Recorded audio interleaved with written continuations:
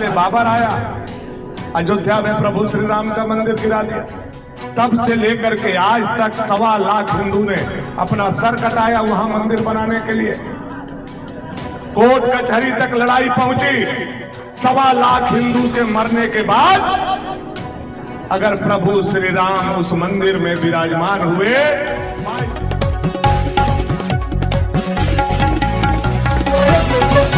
यह प्रभु का बहुत बड़ा कृपा है। आजकल जीवन से बहुत जल्दी लोग नाराज हो जाते हैं। हे प्रभु, हम तो गरीब हैं। हे प्रभु, हमको तो औलाद नहीं है। हे प्रभु, हम तो निर्धन हैं, हमारे पास जमीन नहीं है।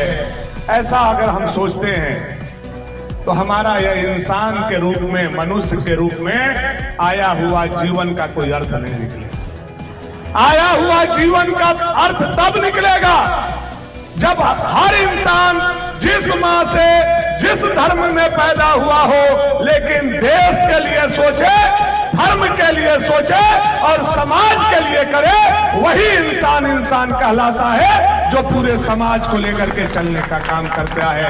जो आप लोग कर रहे हैं, या उस महान काम में आप लोगों का नाम लिखवाने का काम। धन्य है यह चौरिया का धरती, धन्य है यहाँ की कमेटी, धन्य है आप लोग कि ये तमाम चीज को लेकर के चलने का काम कर रहे हैं। लेकिन आप देख रहे हैं, आज से नहीं, दुनिया का सबसे पुराना धर्म, यह हम लोग नहीं बोल रहे हैं।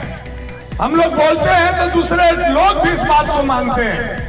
आज फ्रांस में आज के लगभग 5 साल पहले पाइपलाइन का खुदाई हो रहा था और लगभग 1000 फीट नीचे समुद्र किनारे जो गैस पाइपलाइन बिछ रहा था, उसमें भगवान विष्णु का मूर्ति निकला। वह मूर्ति का जब सत्यापन किया गया तो सत्यापन में सामने आया कि यह लगभग 15,000 साल पुराना वह मूर्ति था। तो आप सोचिए हमारा सनातन कितना पुराना होगा, यह देश और दुनिया को बताने के लिए चाहते हैं। इस्लाम 1000 साल, 1200 साल पुराना धर्म है। ईसाई 2000 साल पुराना धर्म है।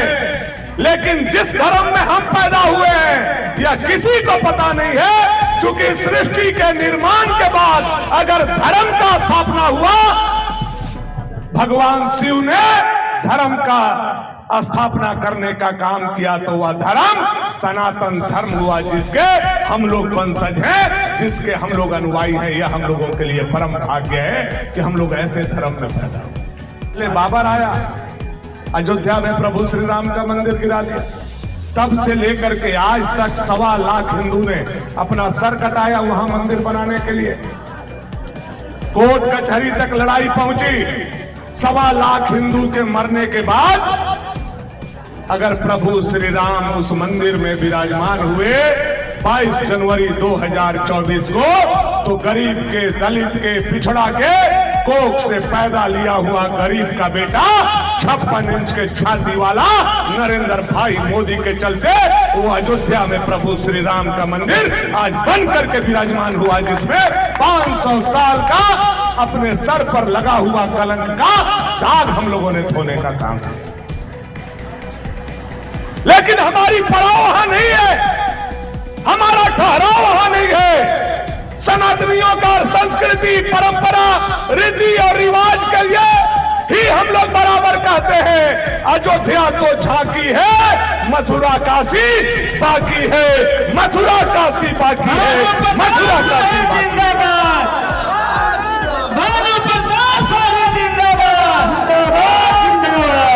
साजिशें रची जा रही हैं, जो दुनिया में धर्म का रास्ता दिखाया, आज कुछ देशों में सिमट करके रह गए। आक्रांता आते गए, हमारी संस्कृति सभ्यता को चोट पहुंचाते गए, और न सिर्फ संस्कृति सभ्यता को उन्होंने चोट पहुंचाया, बल्कि हमारे मठ मंदिर को भी ध्वस्त करने का काम किया। और इतिहास बताता है कि जब आक्रांता मुगल आए तो हमारे हिंदुस्तान के 400 से ऊपर बड़े मंदिरों को तोड़ करके हमारे धर्म को विलुप्त करने का काम किया, लेकिन सनातन का ध्वज वह नहीं रोक पाए।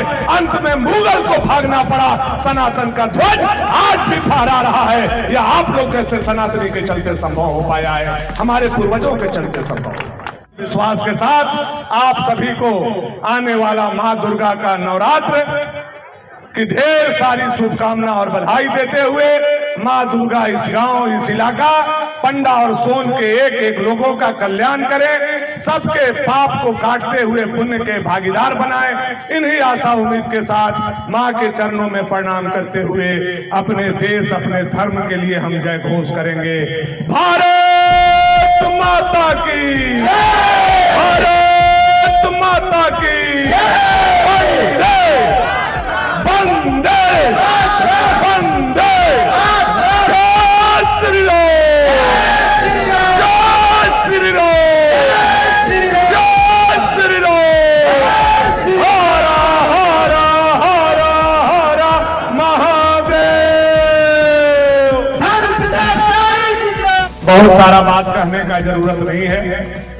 चौरिया गांव, यहाँ का रामलीला आसपास नहीं, बहुत दूर दूर तक फेमस है और यह बहुत सालों साल से आप लोगों के द्वारा कराया जा रहा है। यह बहुत बड़ी बात है, विरासत के चीज को आगे लेकर के बढ़ाना। जो हमारे पूर्वज हमारे कंधों पर छोड़ करके गए, उसको आगे बढ़ाना, उस संस्कृति को, सभ्यता को, पहचान को आने वाले पीढ़ी के कंधों पर देना, सौंपना। और इस नजर से हम इलाके को देखने का काम करते हैं कि पुरानी परंपरा को लेकर के कौन सा हमारा गांव आगे दिखाई देता है, तो उस गांव में पहला नाम हमको चौरिया याद आता है, जो लगातार रामलीला के माध्यम से पुरानी परंपरा को जीवित रखने का। यह छोटी बात नहीं है। हमारे बाबा करते थे, हमारे पिताजी करते थे, अब हम कर रहे हैं, उसके बाद हमारे बेटे करेंगे, उसके बाद हमारे नाती करेंगे। यही सिलसिला, यही रीति, यही रिवाज, यही हमारा संस्कार है, यही हमारा परंपरा है। और यह संस्कार, यह परंपरा केवल और केवल सनातन धर्म में पाया जाता है। हम और आप कितने भाग्यशाली हैं कि दुनिया में 64 करोड़ का योनि में लोग पैदा होते हैं, लेकिन उस महान योनि में अगर हम पैदा हुए तो 64 करोड़ में सबसे महान योनि है, वह है इंसान का योनि, जिसमें हम लोग पैदा हुए हैं। यह प्रभु श्री राम का कृपा है कि आज इंसान भर के हम लोग एक साथ बैठे हैं और यह महान रामलीला को देखने का काम है। मंदिर मस्जिद के रूप में बदला गया, यह पूरा तथ्य आज दुनिया और देश के सामने है। उसी तरह से मथुरा में यादवधिराज महाराज कृष्ण का मंदिर को तोड़ करके मस्जिद बनाया गया, उसका भी पूरे दुनिया के सामने आज शीशे की तरह सारा इतिहास सामने आ गया है। वो संस्कृति, वो परंपरा को हम लोगों को पाना है। लेकिन आज वोट की राजनीति में सनातन को कमजोर करने का लगातार प्रयास और काम कर रहा है। पहले जो लोग राक्षस के रूप में आकर के यज्ञ को विघ्न बाधा डालते थे, आज वैसे राक्षस समाज में पैदा है कि जब रामनवमी आता है तो डीजे बंद करते हैं, और जब हमारा दशहरा आता है तो डीजे बंद करते हैं। ऐसे राक्षस भी आज हमारे देश में हैं।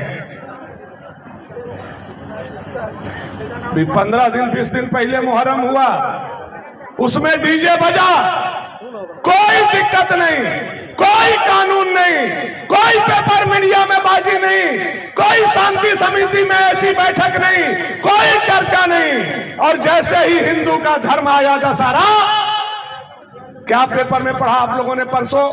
डीजे नहीं बजेगा। यह तुगलकी फरमान हिंदू के धर्म के साथ लगातार यह हेमंत सोरेन की सरकार करती है। याद होगा आप लोगों को कोरोना के बाद 2022 में क्या फरमान जारी हुआ था। मैं यहां आया था कि मूर्ति का ऊंचाई 5 फीट रहना चाहिए।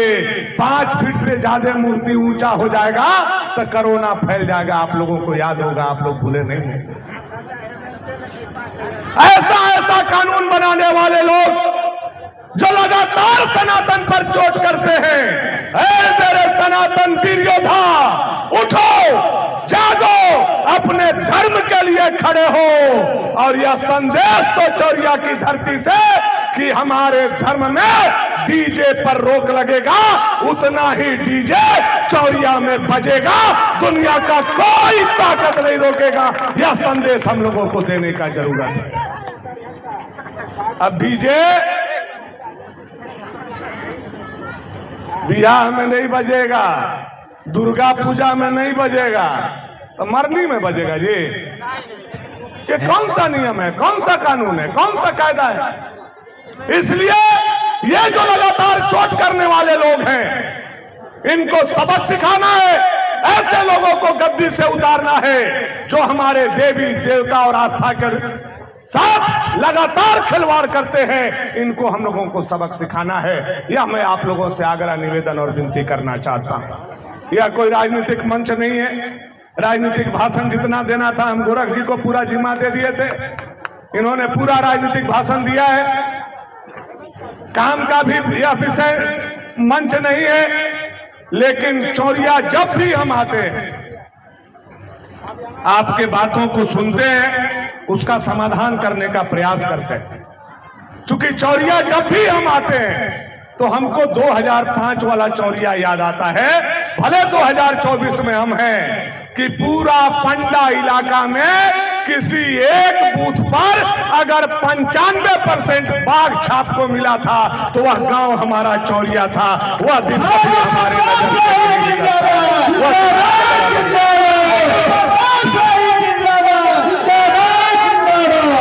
और उस ऋण से हम कभी उरीन नहीं हो पाएंगे। आप 100 बार विधायक बनिए, हम बनाइए, हम 100 बार 100 काम करेंगे, लेकिन उस ऋण से उरीन हम कभी नहीं हो पाएंगे जो चौरिया ने पहला बार ही हमारे ऊपर ऋण चढ़ाने का काम किया। इसलिए जो भी आपकी समस्या है वह मेरी समस्या है।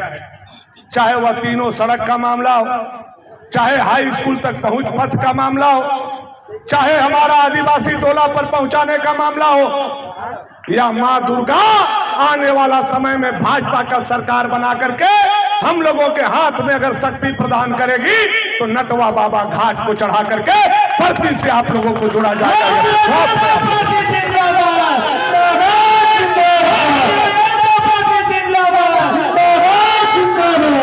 क्योंकि 2 पहाड़ काट के बीच में हम पार कर दिए हैं। एगो में तो देख रहे हैं कि बैतरी से लेकर के और सिसरी तक जोड़ दिए, एगो पहाड़ कट गया, एगो पहाड़